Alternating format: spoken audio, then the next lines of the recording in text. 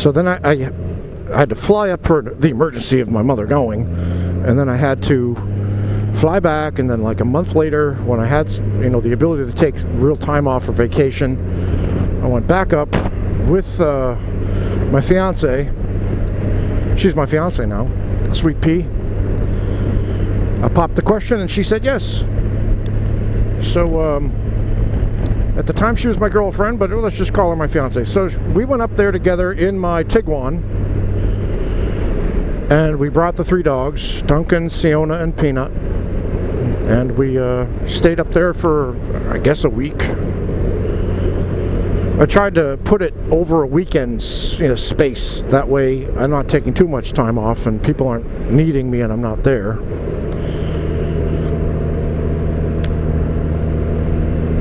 So, you know, that was difficult as well, you know, because of the sadness and the grieving and all that.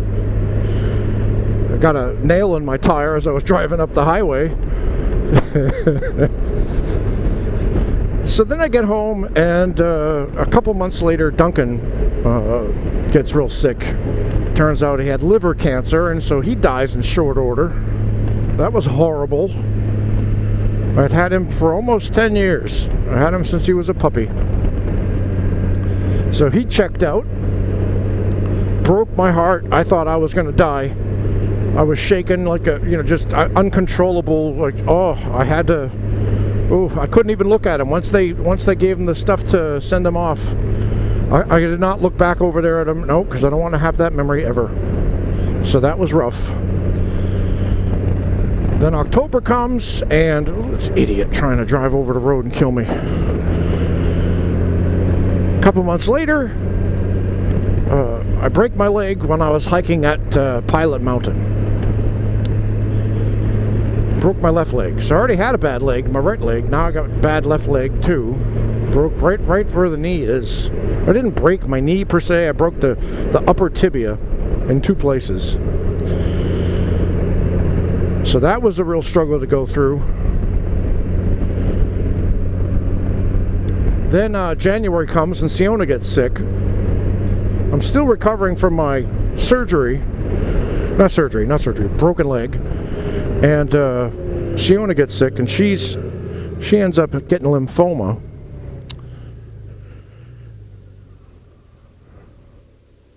Horrific. Got lymphoma. And I tried to, you know, keep her as long as I could without causing her too much pain. And finally I had to take her in. That was horrible. Not long after that, I get yet another urinary tract infection from my lichen sclerosis problem. Could I have gone that way? I think I could have. Oh well.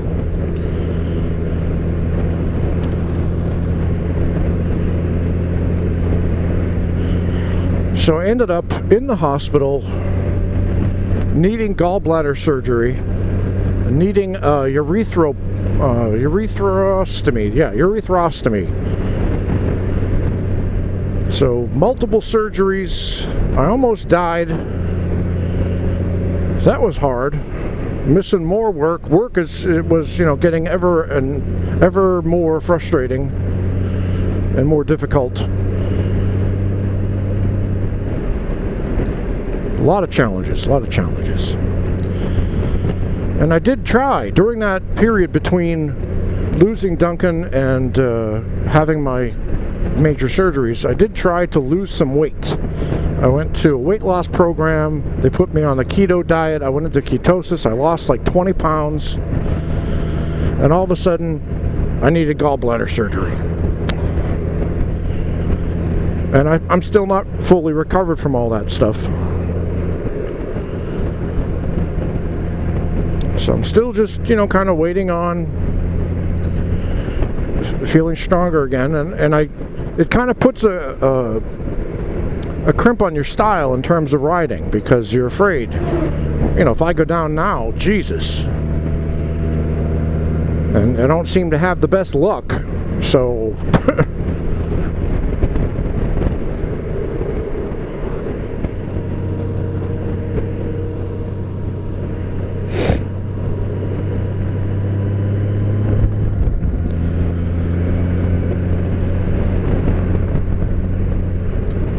Yeah, I could have gone that other way if I wanted to, but oh well, I'll just go this way. As I ride past the fields of hay. Hey.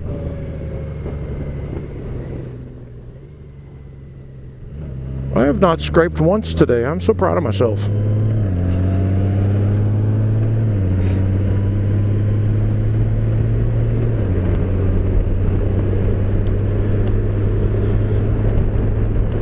And I've been, you know, kind of feeling like I'm getting more and more decrepit. Like I don't know how much time I have left, which sucks. My eyesight ain't so hot, and that causes a concern, right? You got to have your eyes if you want to ride a motorcycle.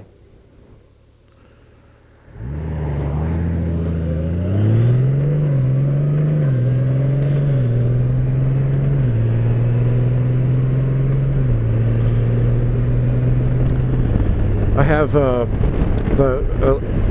higher likelihood of getting macular degeneration in the next 10 years. There's another motorcycle video maker. He doesn't really motovlog. He doesn't ride and talk about motorcycles. He sits in his garage and talks about motorcycles while he's looking at his motorcycle. And he mentioned that he had, his name is Itchy Mochi, by the way, and he mentioned that he has macular degeneration in one of his eyes. So that sucks.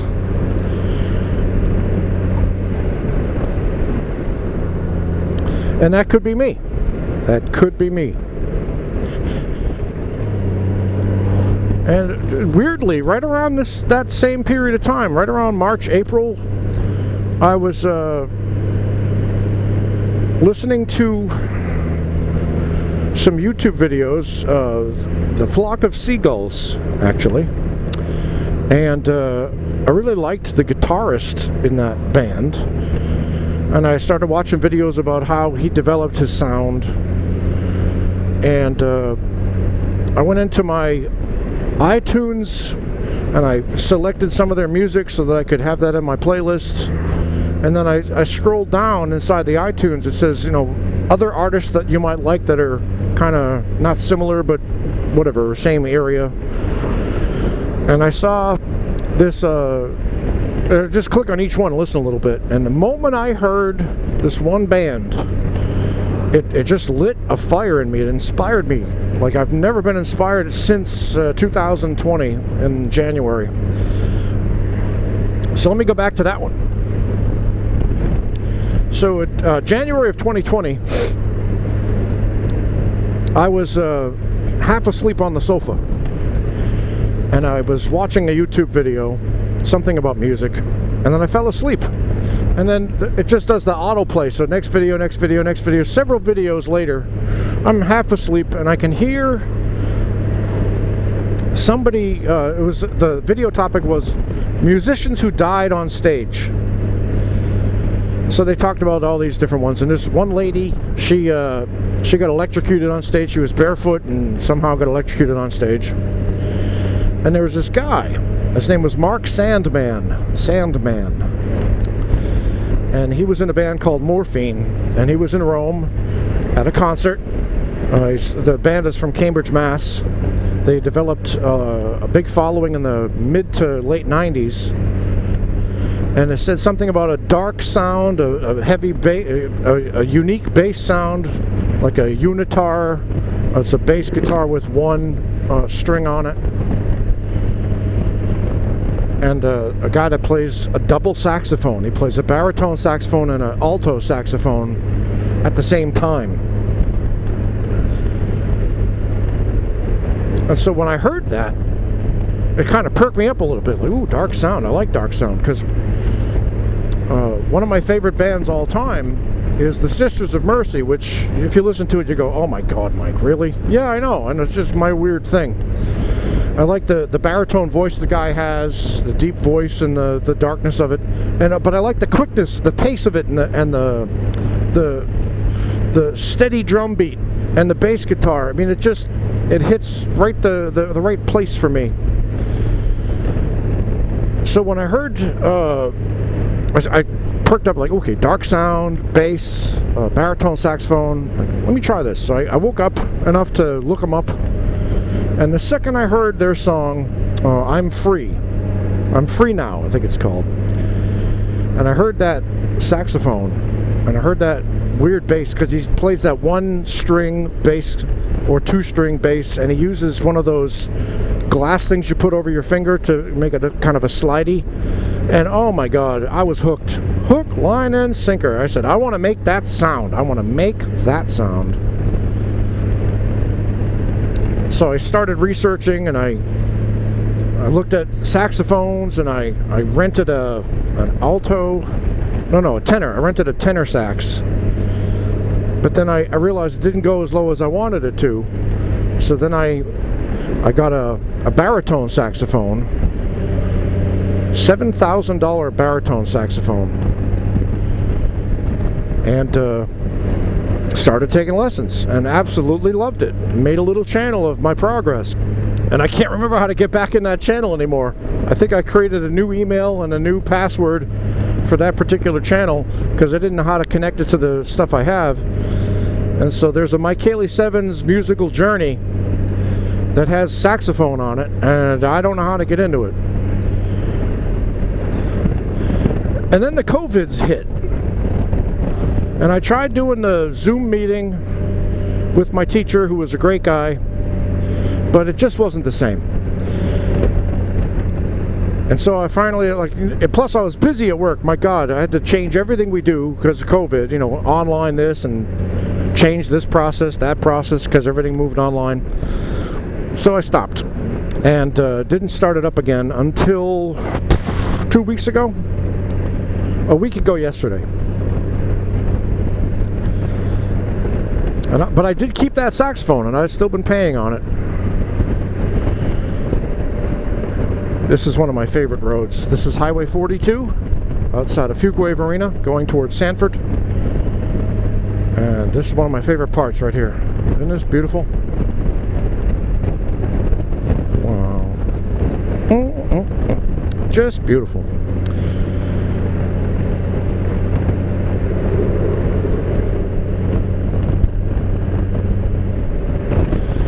So,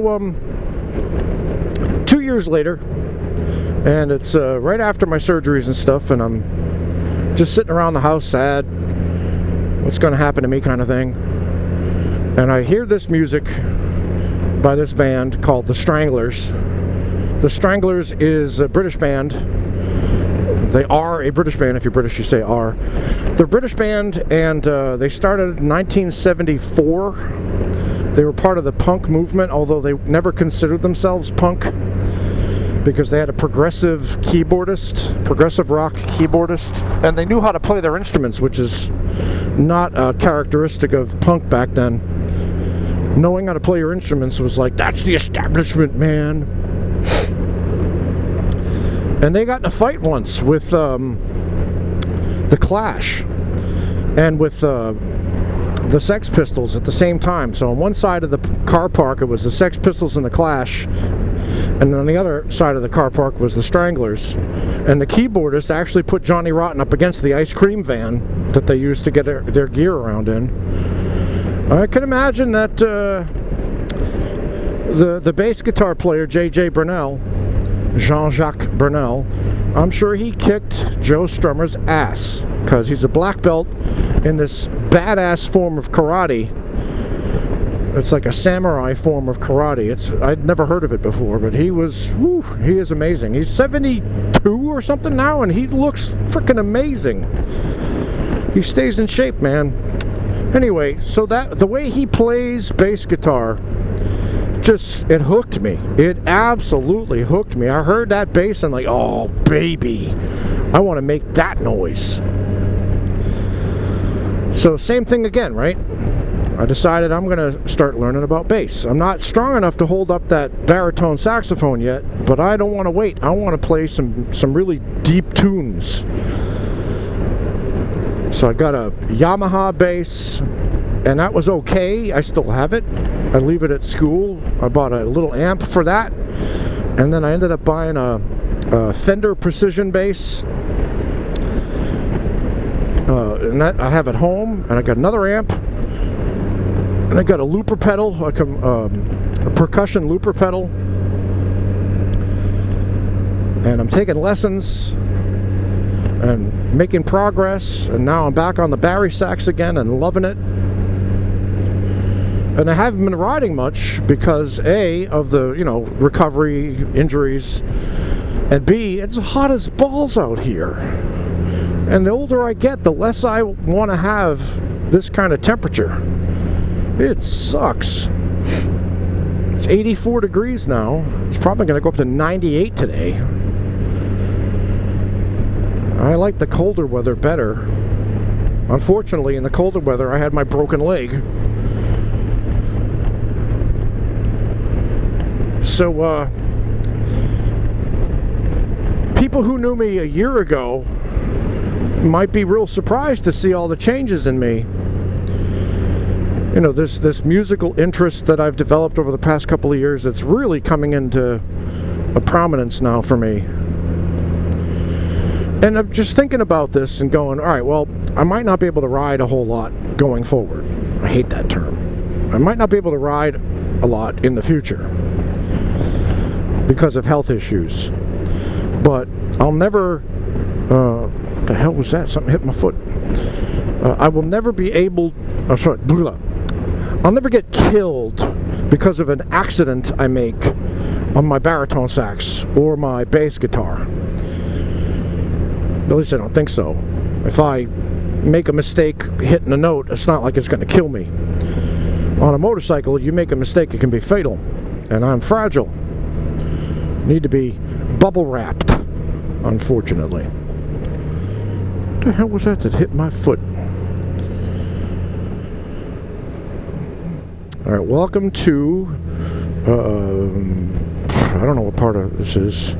I know it's the, what is this now? Community Center, Cape Fear Community Center. Maybe this is Corinth. It could be Corinth or Duncan on Highway 42 if you're interested in looking it up.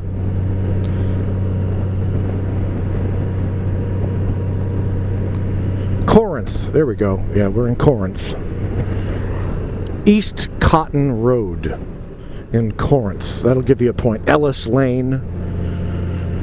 Now you can look on the map and go, oh, Mikey was right there. Yeah. Ooh, whoop-de-doo. Ah.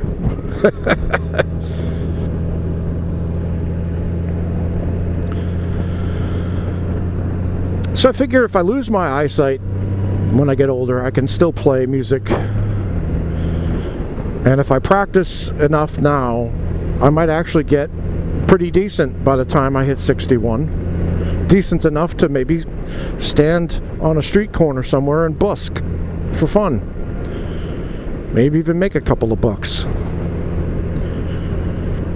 My sister Sue, later in life, she got into music again. She was into music when she was much younger. And then she got into it again when she was probably right around my age, actually. And she ended up playing gigs with her boyfriend.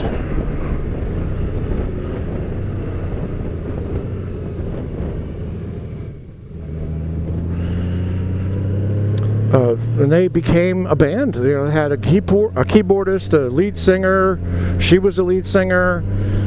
Her boyfriend played the guitar, and they got gigs all around. And they loved to go camping, so they had an RV, and they would get paid to play at the campground, so they could basically get paid and stay for free at the campgrounds.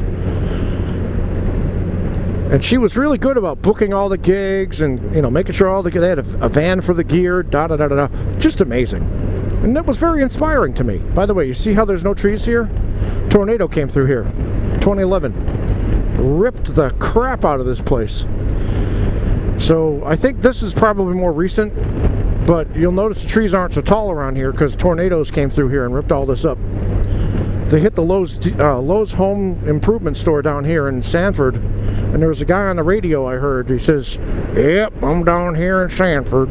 He's live on the radio, and he says, I can see the tornado. It's coming right at us. I'm stuck in traffic on this road. Oh, there goes the Lowe's. He was just so calm about it. And it hit that Lowe's. If you look it up in the news, you'll see it. That Lowe's home improvement store in Sanford, North Carolina, ripped the roof off, and some guy was credited with saving all these lives because he told everybody to get to this area that was safe in the store, all the customers and stuff. So that's pretty cool. Anyway. Oh, we just passed over the Cape Fear River. Hello, counselor. Everybody remember that movie? Cape Fear. So, yeah. So there's a logic behind it. There's a love behind it. I mean, I do hope that I'm able to continue riding. I will be riding less. And I've been motovlogging now since 2007. I started my channel in 2006. I didn't put any videos on because I didn't know how to until 2007. So how many years is that? 17 would have been, what, 10. And then 18, 19, 20, 21, 20. Okay, so 15 years now I've been doing this. And you can look at all my old videos if you want to. You can see all the way back when I was riding my Softail Standard, and then my Road King, and then my Ultra, then my Ultra Limited, and then this, and then my Kawi as well. So there's a whole 15-year stretch of videos that you can look at. You can see how the technology has changed over that time. The video technology is way better now. The sound is better now. We have more options than ever before. People still comment on my old videos going, oh, it's only 360p. What kind of crap is that? I'm like, hello, did you see the date? It was 2008, asshole.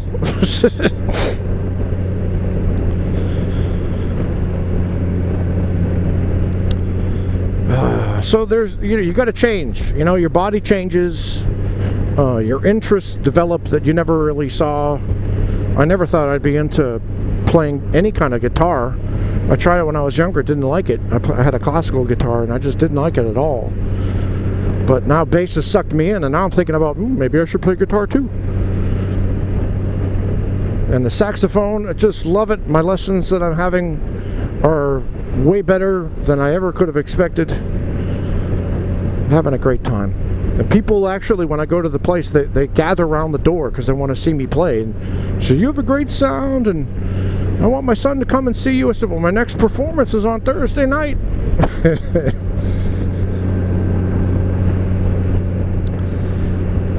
So those of you who are like totally into the whole motorcycle life, and talking about nothing but motorcycles, motorcycle. You're watching this video going about music and about his health and this and that. Well, that's how I've always been. I don't necessarily always talk about motorcycles. There have been times where I have.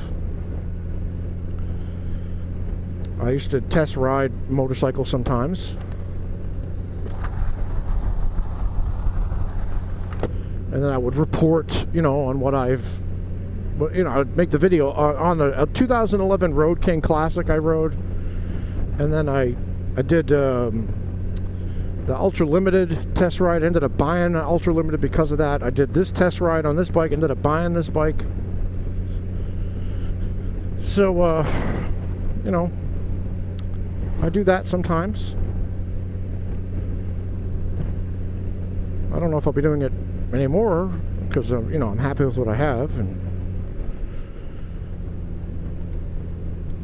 that whole motorcycle lifestyle is... I've been doing it now for 15 years, more than 15 years, and I went through the phases, the fingerless gloves, the leather chaps, the loud pipes, the, looking like a badass, or thinking I was looking like a badass. Women love this.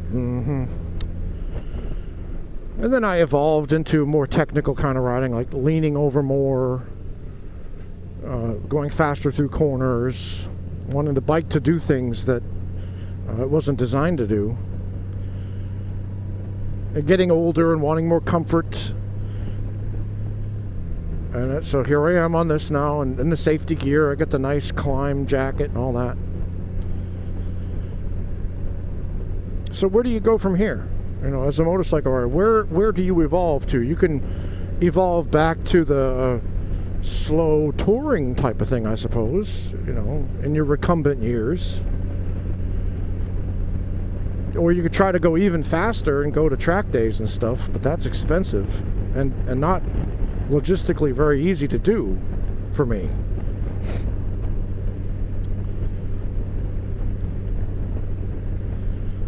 And every time I ride with Moose, I'm reminded about how bad my eyes are, because he'll say, oh, you know, I could see that Burger King up on the left. That's where we need to turn. I'm like, where are you even looking? Where are you even looking? And I cannot find the damn thing. He's looking like 6 miles down the road. The thing is bigger, not even bigger than my thumbnail. And he can see it clearly. Like, do you see any squirrels with pubes out there too? Oh, look, that squirrel has weird looking pubes. 8 miles away. I do not have that kind of vision. He said it's not my vision, it's I'm not observant. Okay, maybe not, but I was trying to be observant. I was going, my eyes are, I'm like, wide open eyes, you know, like, where the hell is this? Couldn't find it, could not find it. I don't know.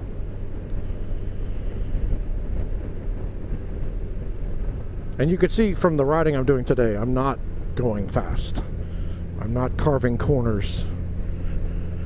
I'm just having a nice little stroll, talking about stuff, making a motovlog, because I usually combine the two.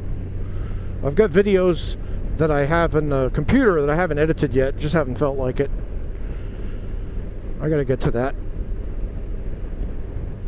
And I don't know if my camera has died or not yet, but it's probably going to be dying soon. I know the Sena is going to be going for a while, so I always have that as my backup.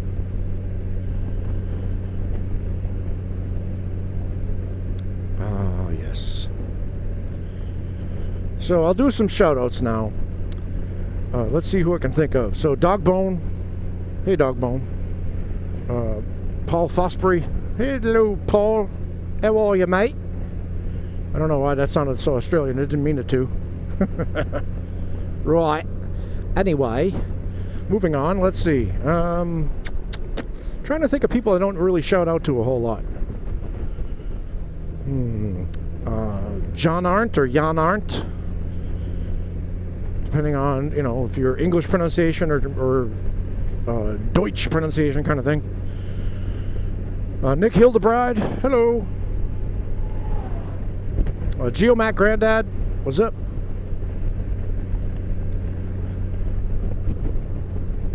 Let's see. What's that? Flipping the Blue Mule? Flipping the Blue Mule, I think that's your name. Neighbor. I just know he always says neighbor because he lived in Boston. So, neighbor. How you doing, neighbor?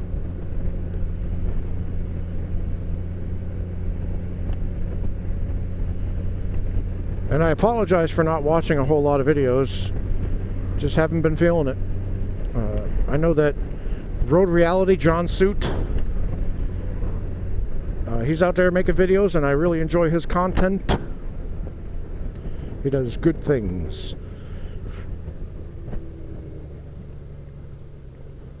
Moose 3971, or just Moose, he's out there making videos, camping stuff, or he tried to go camping, going on some rides on his own, because, you know, Grandpa over here ain't able to do it, so.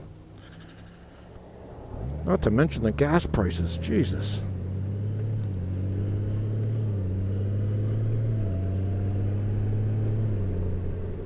I just had a moment of terror where I thought, did I not bring my wallet? I need gas at some point.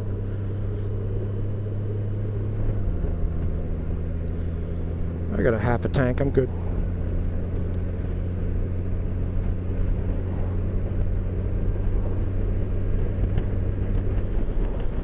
We're getting ready to enter Smithfield.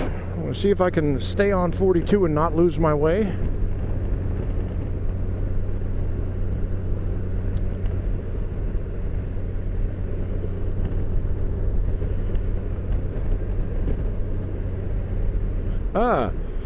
Doug Morgan. Hey Doug, I hope that you really enjoy your new Goldwing. For all of you who are new to Goldwing, hi there. Happy to see that you are watching my video. Hopefully you can learn from what I have been up to. I'm going to do it moose style. Alright. Anyway, so I'm going to let you go so I can just focus on the ride, and maybe I'll start recording something later. Alright, this is my Kaylee 7. See ya.